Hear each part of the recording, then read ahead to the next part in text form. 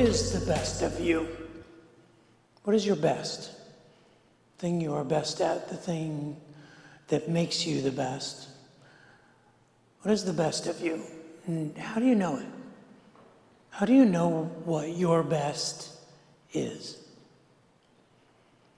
I want to begin wrestling with that question and poking into it. And today I want to begin by heading in that direction by asking two questions about that question.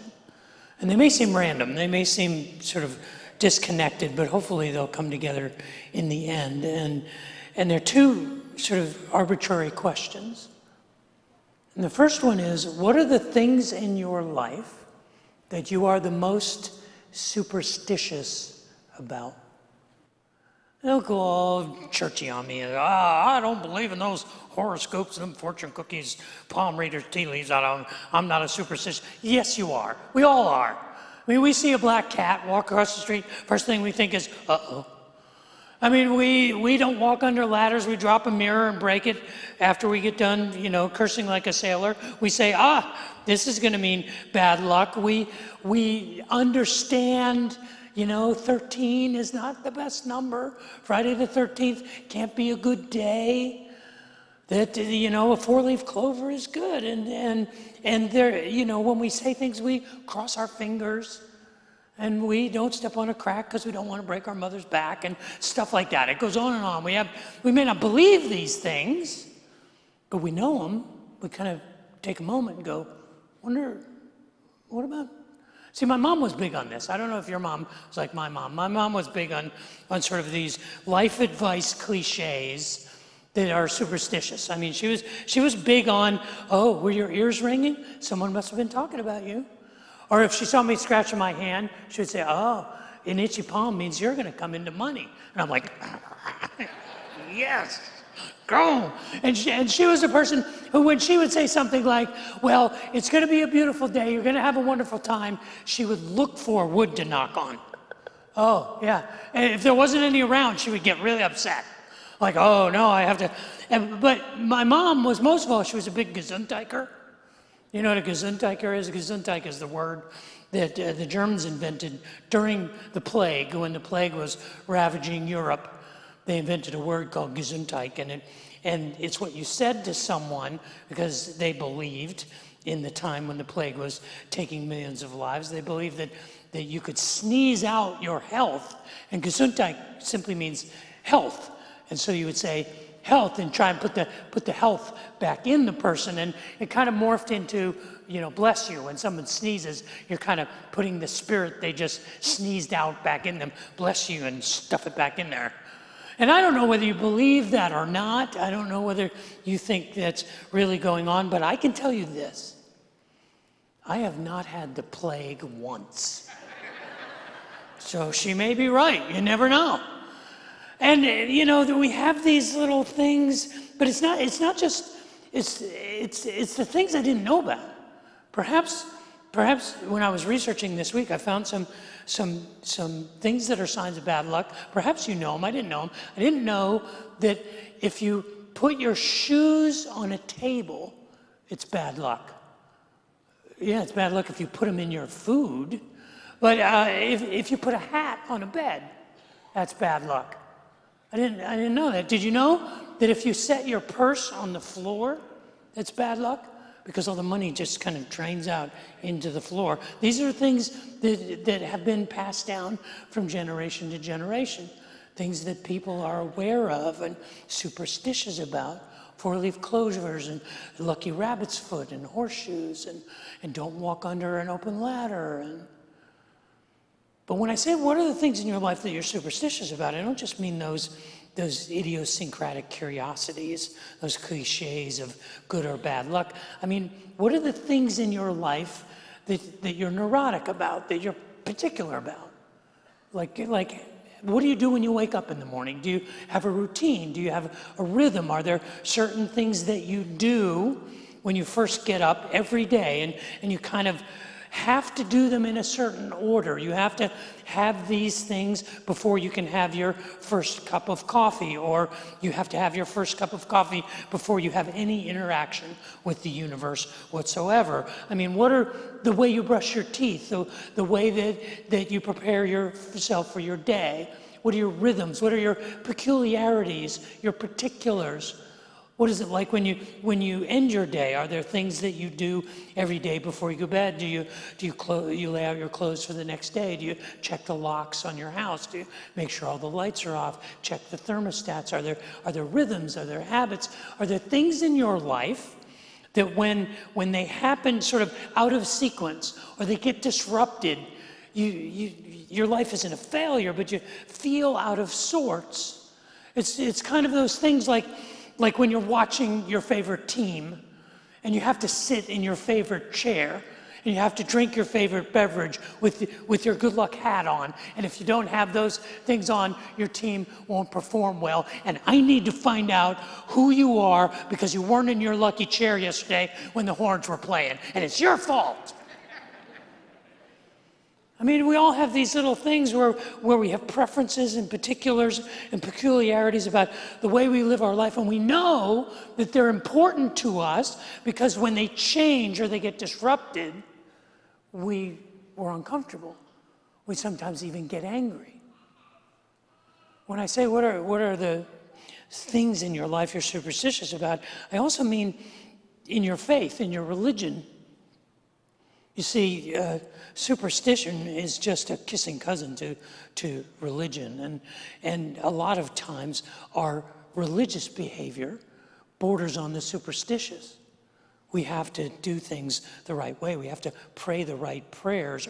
Or if we don't pray, we can't expect God to do what we want. Or if we do pray, we have to pray the right way for God to act the right way. Or if we don't do the right things, if we're not good people, if we're not spiritual enough, then we can't expect God to be good to us. And so we do the good things so that God will bless us, and we become very superstitious about our faith. I see where you sit. And I know that some of you are very upset when you walk in and someone else is sitting where you normally sit. It's like, hey, wait a minute. That's my pew.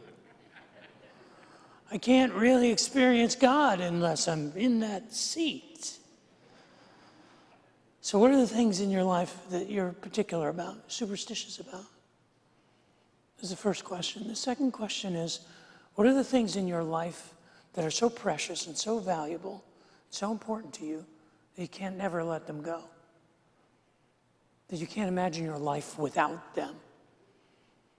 Now, normally, I think our first answer is always the people. The people, our children, our spouses, our partners, our close friends, our family, our brothers, our sisters, our moms, our dads, the people who we rely on day in and day out. We can't imagine life without them. And so we kind of are jealous of their affections and of that relationship, and we're protective of it, and we hold on tightly to it. But it's not just about people that we get protective and possessive. It's about our things. What are the things in your life that you can't imagine doing without? Like your career, your job, your income, your 401k. Maybe it's that nest egg that you've been accumulating. Maybe it's the house that you live in. Maybe it's your wardrobe. Maybe it's your car. Maybe there are things you can't imagine. I couldn't do without these things. What are these things? What are these things that you're particular about, superstitious about? And what are the things that you value so highly you can't imagine life without them? You can't let go of them. The answer to these two questions points us directly to what is really our best. The best of us is at the center of the answer to those two questions. So I want to wrestle with those questions this morning and look for the best of us. Before we do, I have one more question. Would you pray with me?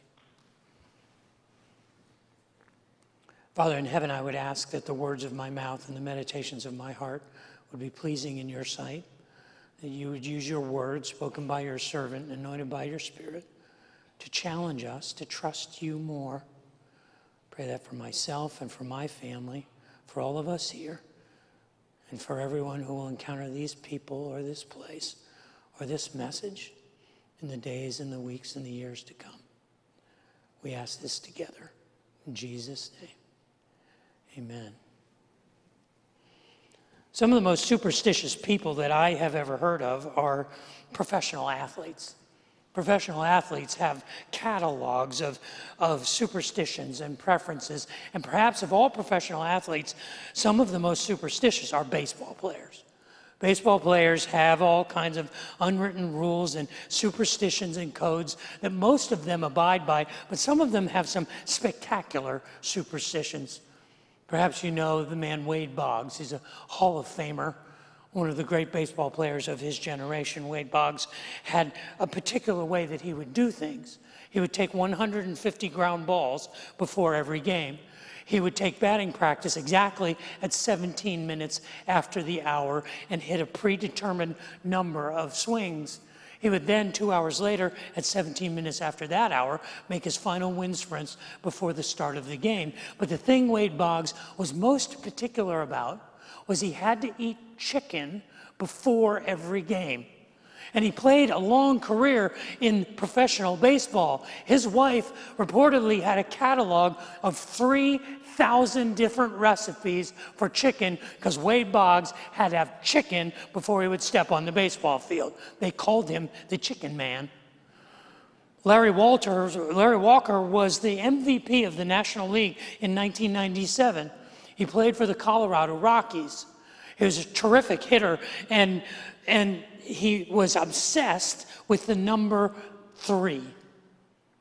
He got married on November the 3rd at 3:33 p.m. I don't know whether that was his third wife or whether or not they had 3 children, but it's entirely possible.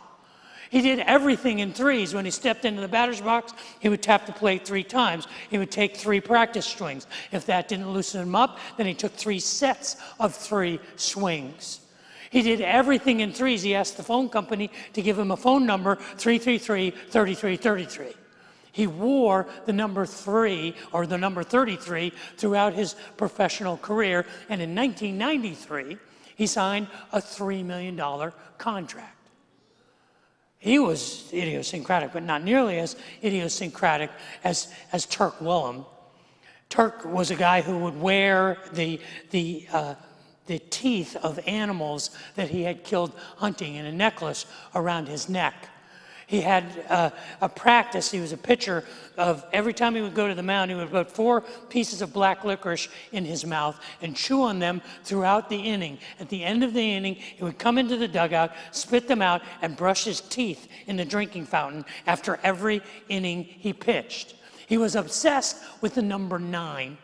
He wore number 99 throughout his professional career, and he was offered a contract by the New York Mets for $13 million. He refused it and said, pay me $9,999,999.99. And they said, you're an idiot, okay. Unless you think this is just some idiosyncratic baseball players who you never heard of, the GOATs, the greatest of all time, had boatloads of idiosyncrasies and superstitions. Michael Jordan, perhaps the greatest basketball player easily of my generation, perhaps of all time, always wore under his Chicago Bulls uniform his University of North Carolina shorts that he wore in the championship game when they won the national championship.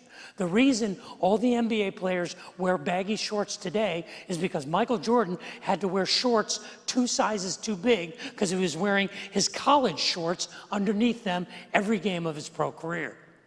Wayne Gretzky, perhaps the greatest hockey player of all time, would not go onto the ice unless he put baby powder on the end of his hockey stick. Why? Because that was his baby. Serena Williams, greatest tennis player perhaps in history, certainly of her generation. Serena Williams does not change her socks during a tournament. The socks she wears on day 1, she wears until she's done, and she's won a lot of tournaments. One year at Wimbledon, she played 162 sets in the same socks How'd you like to be her roommate? Tiger Woods. The most obvious of Tiger Woods' superstitions is every Sunday he wears the same color shirt. You know what color shirt it is? Red. You see, it's in our nature. It's in our nature to be superstitious. Evolutionary anthropologists and people who have studied the development of humankind obviously have searched out these patterns of how people have reacted to the unknowns of the world. And the theory in modern anthropology is that man has always worshiped the unknown. Religion and spirituality is always a product of mystery because we want to control the universe that we're part of. We want to have some influence on what seems to be a completely arbitrary chain of events. We seem to be victimized in the world that we live in, and the best we can hope for is to gain an advantage by making God not angry at us. And so religion has always entered into that area of mystery and uncertainty and the unknown and developed practices in order to please or appease whatever deity or whatever unknown is influencing our life. It is simply an attempt to control what is beyond our control. And most major religions, all the religions, not just that have risen up to dominate the global cultures, but tribal religions, most of which have come and gone without notice, are all built around this idea of appeasing a deity, of trying to manage or control the unknown, this superstitious behavior that says, if I do this, then God will be pleased and things will go well for me. But if I do something else, God will be angry at me and things will go badly. Because it's difficult for us to live in a world where we have no control. At the centerpiece of most world religions, of most even tribal religions, that obedience to God, that willingness to surrender to God, that which would appease the deity, has come in the form of sacrifice. Virtually every religion throughout human history had some measure of sacrifice that was required to earn favor with God, from the Mayans to the Christians. The sacrificial system has been a part of the religious experience and the superstition of religion as long as people have populated this planet. It's interesting that that is part of our human DNA, that we enter into this idea that if I make some sacrifice that pleases God, then I will benefit in my life from that. So I'll make all kinds of radical sacrifices. This was the context of the human experience that the nation of Israel was birthed into. The rise of Abraham, Isaac, and Jacob, the Hebrew people, the nation of Israel, by the time of Moses, had been practicing sacrificial worship as part of their rituals for generations, for hundreds of generations. By the time of Moses, over 3,000 years ago, he simply pulled together these traditions and canonized them in what we have as Torah law, the writings of Moses in the first 5 books of the Bible. And at the centerpiece of Torah law is sacrifice. And it was a sacrifice that was made to remind the Israelites of their relationship with Yahweh God. It was a sacrifice of the best of what they had. It was a sacrifice and a burnt offering. And these sacrifices were given as part of the culture of the people of God in the nation of Israel. But before we take that practice and we throw it in the spiritual superstition bin with our lucky rabbit's foot, I want you to understand the genius of the Hebrew tradition. Because it was built on that human desire to enter into a conversation with the powers that control the universe, with the Creator and the one who can make a difference in those things that are beyond our control. And that desire to enter into that relationship under the law of Moses was not a quid pro quo. It's what I would call a spiritual trust fall. And the psychology of it is brilliant. Because what the law of Moses required of the people of God was that they would make these sacrificial offerings of those things that sustained their life. You see, they were to bring together a number of times a year, and the centerpiece of this tradition was the Day of Atonement. And on the Day of Atonement, you were to make sacrifices for the sins of the individuals and the sins of the nation. And those sacrifices were the sacrifices of the labor of your hands.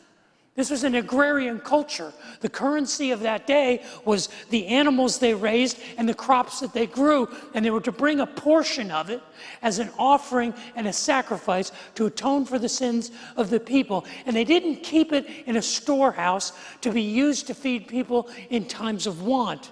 And they didn't just feed the priests with it or give it away or sell it in the marketplace to sustain the national economy. They incinerated it in a fire. They totally destroyed it. It was useless. The very thing that gave them life. The crops that they raised and the animals that they tended, they gave a portion of that and burned it on the altar. That makes no sense at all. Be like me saying, we're going to take an offering today, and we're going to take it in cash. We'll take all your cash, bring it down here, and we'll have a pile, and we'll cover it in kerosene and light it on fire, and we'll watch it burn, and it'll be our last Sunday at Riverbend because the whole place is getting repossessed because we have no money. We just burned it. It doesn't make any sense unless the purpose of it is for God to say, you give me this, and trust me with the rest, that what is left will be more than enough. Do you really trust me? And this was the message of the law. That's why the Sabbath law was there. Who of us can get done everything we need to do in 7 days? We could use 8 or 9 days a week. But he said, no, I want you to give me one of those days. Burn one of those days, and you will find that if you trust me with that day, the 6 that are left will be more than enough. Any financial advisor worth their salt will tell you, if you want to get your financial house in order, rule number 1, live beneath your means. Live on less than you make. It's not until you can set aside some to give away and set aside some to save that you will find that what is left is more than enough. And this was the spiritual trust fall that sacrifice was among the people of God in Israel. But one of the unique features of the sacrificial system in the law of Moses was what was called the law of the first fruits. In the book of Exodus, in Exodus chapter 23, Moses is describing to the people of God the law of the first fruits. And what the law of the first fruits said was, at the time of the harvest, at the celebration of the harvest, you were to take the first of your harvest, the first of the vegetables that you brought in from the field, the first of the grapes that you picked from the vine, the first of the oil that came out of the press, the very first of it. The stuff, if you've ever grown up on a farm, that's the stuff you want more than anything. Because you've watched throughout the planting and throughout the summer, the crops grow, and finally you have something to put on your table and to put in your stomach, and you're supposed to give the first of that away. It's first in terms of priority. It's also first in terms of value, in terms of worth. I want you to give me the best. I want you to give me the best of what you have. In the book of Numbers, he reinforces this, and he talks about how the first fruit is to be the best of your oil and the best of your grain and the best of your crops. 500 years after Moses, in the times of the kings of Israel, in 2 Chronicles chapter 31, it talks about the idea that the people were still committed to give a tithe of their first fruits, to take a percentage of the best of what they had, the first of what they had, the most precious of what they had, and offer it and give it. It's in the book of Nehemiah, 500 years, almost 1,000 years after Moses. 500 years later, the people of God rededicate themselves to the practice of the offering of first fruits in the temple.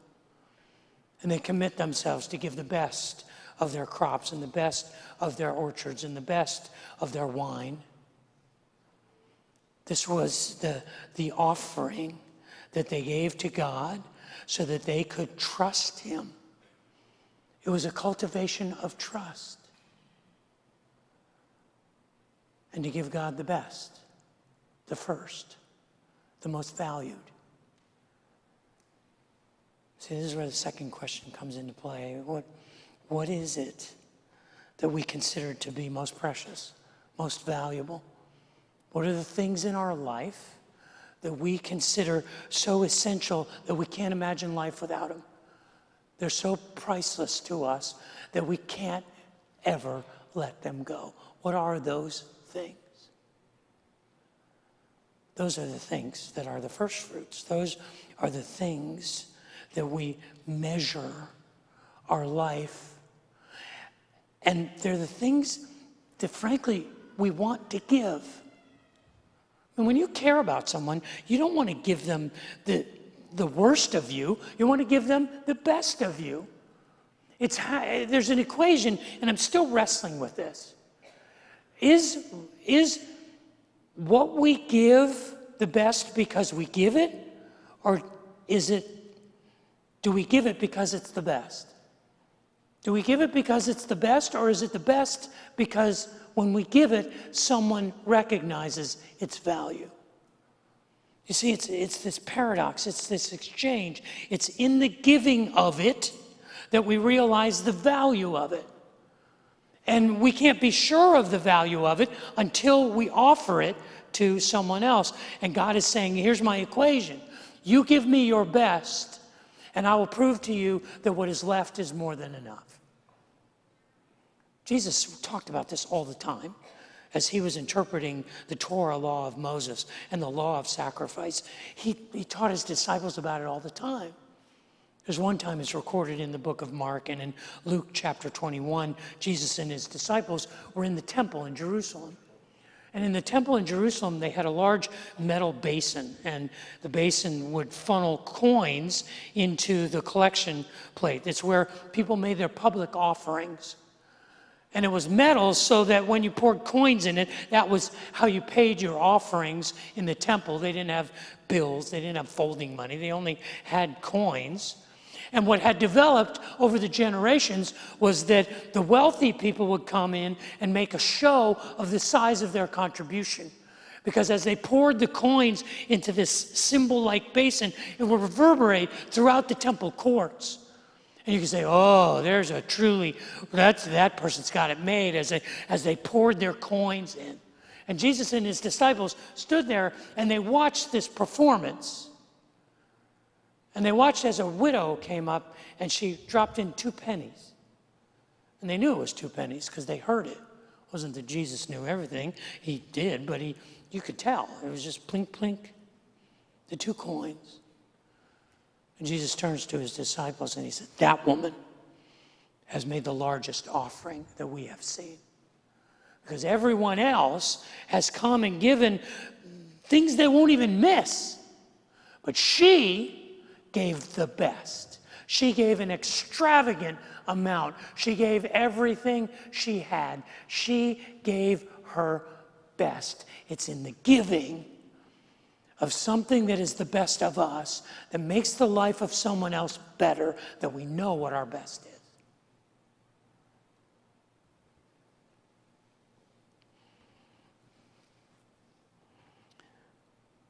You know, anthropologists tell us all the time that the sociology of religion is really just a manifestation of our superstitions. And we all have them. We all have superstitious behaviors. And sometimes I think our religious behavior is just superstition and drag. And it's just something that we do because we want to manipulate God. But I think there's more going on there than that. I think what's happening as we seek to offer our best to make the lives of others better, we are learning the lesson of what it means to trust God.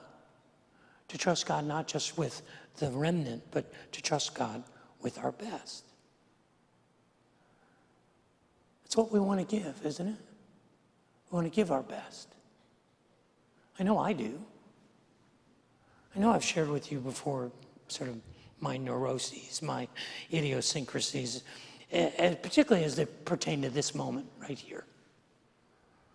Because what I do every Sunday, I've been doing for 35 or more years, and I've been doing it almost the same way.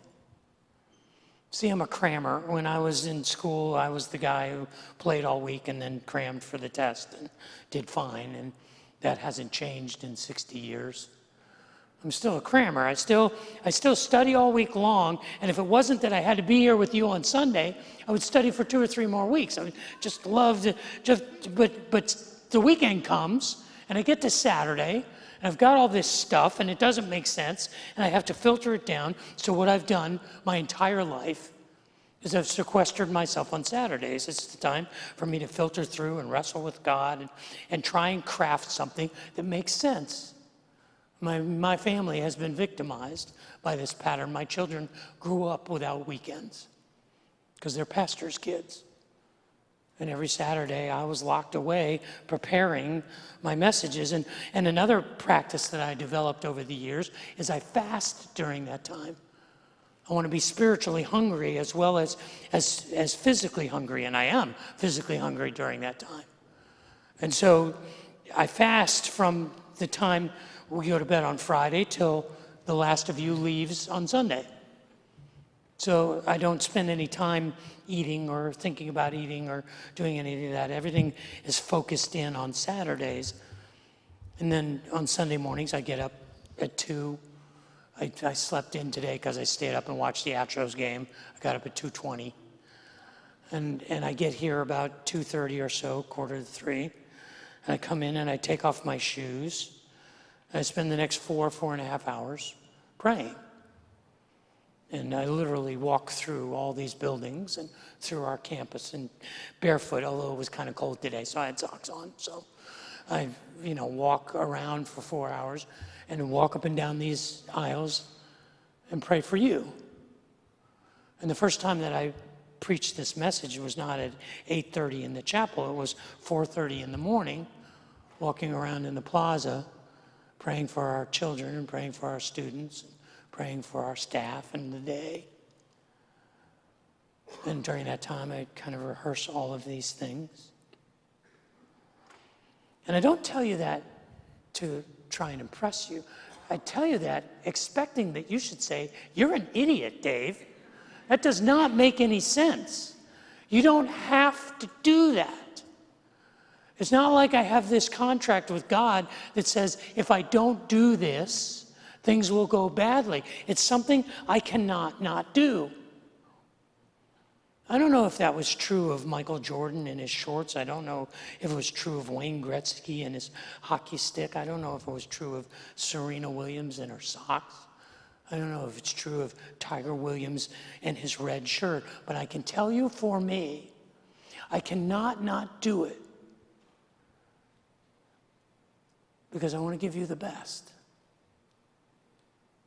I want to be the best so that you can get the best, so that I can give you the best. And in my own sort of superstitious, idiosyncratic, neurotic way, I value it that much that I offer it to you. It's the best I've got. And the reason I know it's the best is because it's the thing that I'm most neurotic about. It's the thing I'm most superstitious about, if you want to put it that way. And it's the thing that I value the most. I know it's the best because when I give it away, it has the best chance of making your life better. I think that's the only way we know what our best is when we let go of it and we give it away, and it makes the life of someone else better. What is your best? What is the best of you? Go be the best.